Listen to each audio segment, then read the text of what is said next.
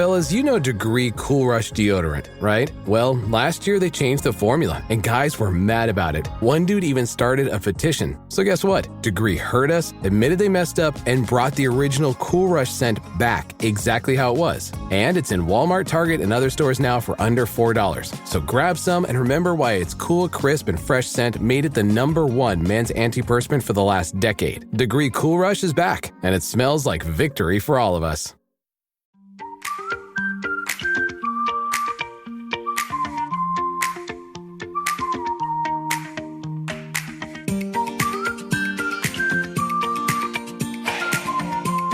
Hi, and welcome back to Realistic Sustainability. I'm Mike, and I'm just with Mike.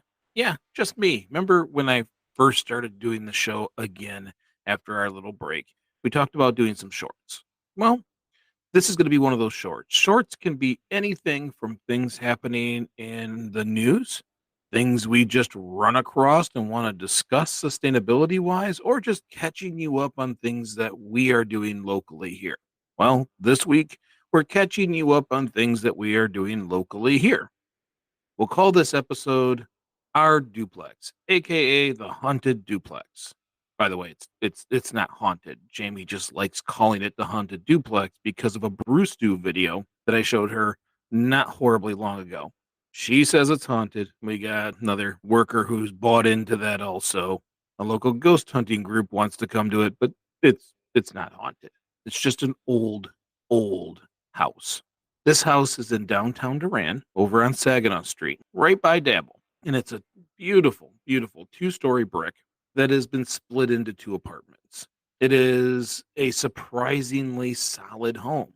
It's a red brick with beautiful woodwork all around it, and it's not haunted. So remember that as we get going, because I'm sure Jamie in future episodes will say otherwise. But so far, so good. It's been quite a decent place. So why in the heck did Jamie and I buy this old duplex? Well, we've been looking for more ways to invest in the community, and what better way than take a piece of property that no one has been able to restore it, and make more housing. Well, you guys know me. I like this urban development stuff when it comes to sustainability. So more housing local to the downtown space, so people could walk from there.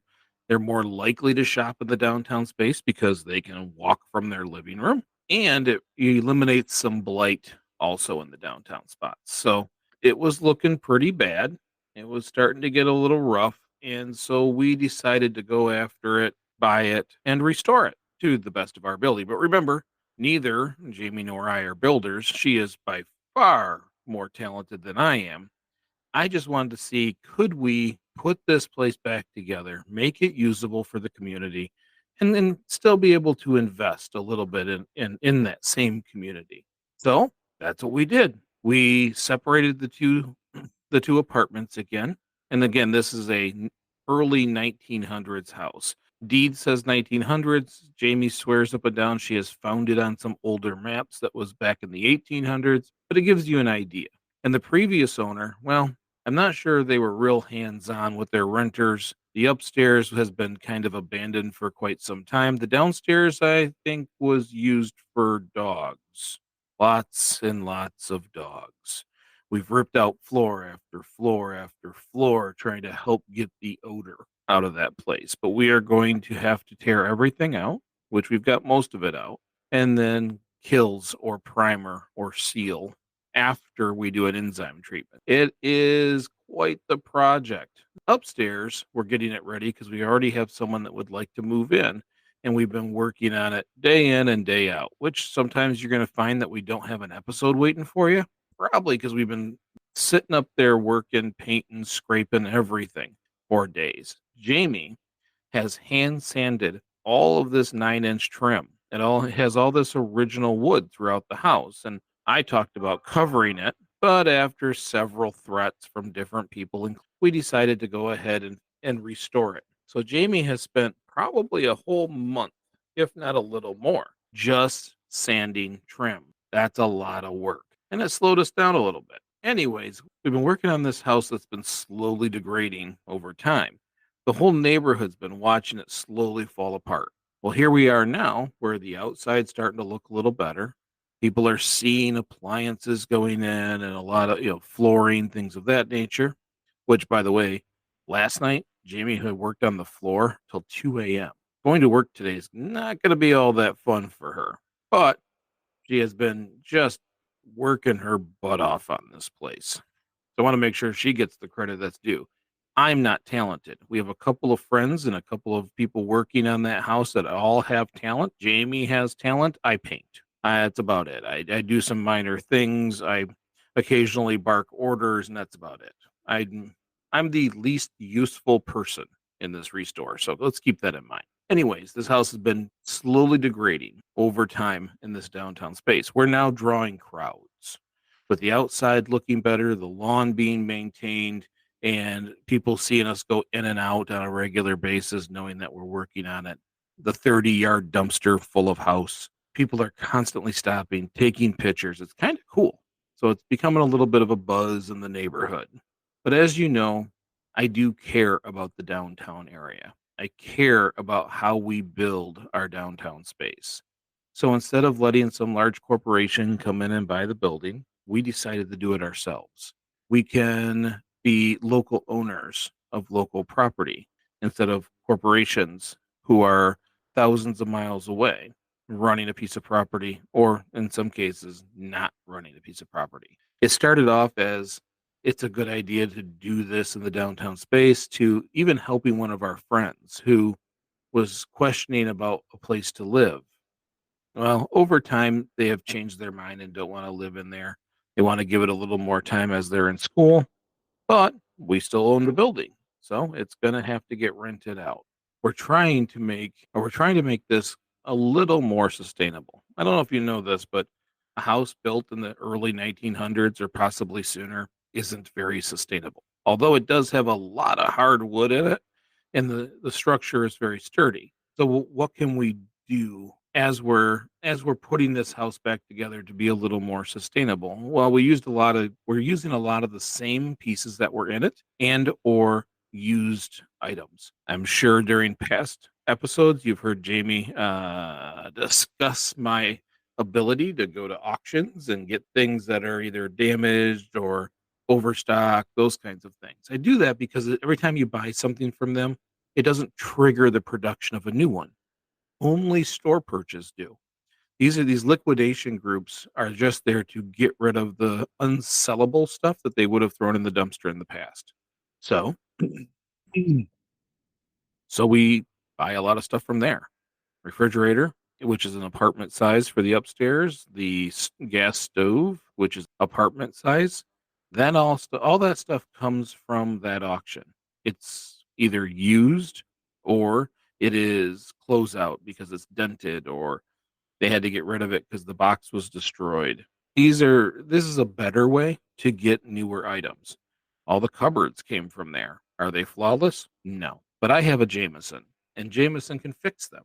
So we get the closest thing we can to brand new, and she goes through, fixes them. They look fantastic. So it works out pretty well. The problem that I'm running into is paint. Originally, I was thinking paint and stain I could just get from the mix match area.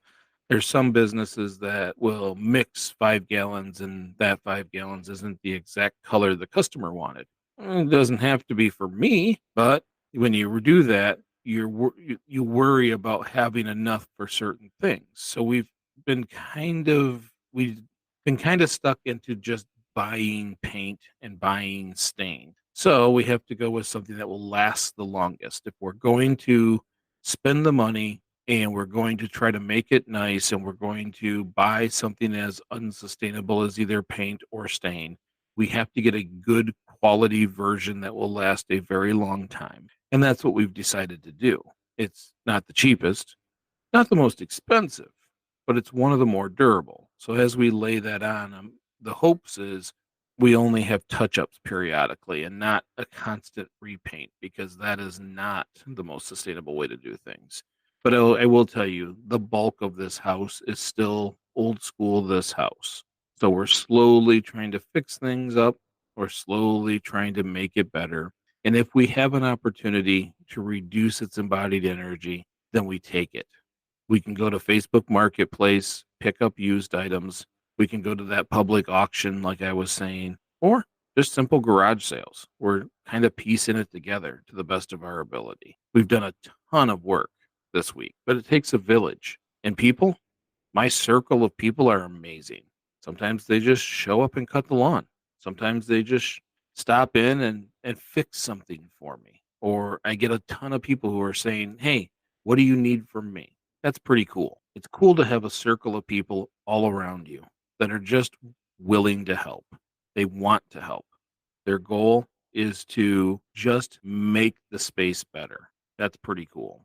As of right now, we're about 80% done with the upstairs apartment and about 20% done with the downstairs apartment. If you follow the Green in Your Life homepage, you might see photos posted on there. But if you follow me personally, which you're all welcome to, it's not just me and my family, but it's pretty much everybody from all the different adventures that I've ever gone on. So if you want to friend me, go right ahead. You can also see the photos. A lot of before. We're starting to get some after. We're kind of proud of the work we're doing. Soon, this downtown space, this haunted looking old 1900s house, should have two families in it. Two families who will spend a lot more time in the downtown space of Duran. Why? Well, because Jamie's good at fixing things. And we decided to do it. Hopefully, it works out. It allows us to invest in our community and bring the community closer to our downtown space. So, anyways, that's all I wanted to tell you. It's just a short episode. I wanted to kind of walk you through some of the things that are happening. I've got more things that are happening, so I might as well record them and at least let you know, because some of them I'm pretty proud of. This house being one of them. Hopefully, it turns out great. It helps people, and it might even raise the value of all the properties around it just from being nice again, just from being functional again. That, I think, is one of the best ways I can invest in my community. Hopefully, over the next few months, we'll have a few more of these shorts. I've got this thing going with U of M Flint that I'm excited about, which I need to email them again so we can confirm some things, but that'll be the next one. I look forward to telling you all about it. Thank you so much for listening. We really do appreciate every time you guys tune in, share it, tell people about the show. Because since we've been back, there's been kind of a little spike. Thank you. And it honors myself, Jamie, Nick, Rob, or anybody else is on this show. Thank you again. And remember, we're just trying to get a little better. Little bit, big bit. I'll talk to you soon. Thanks.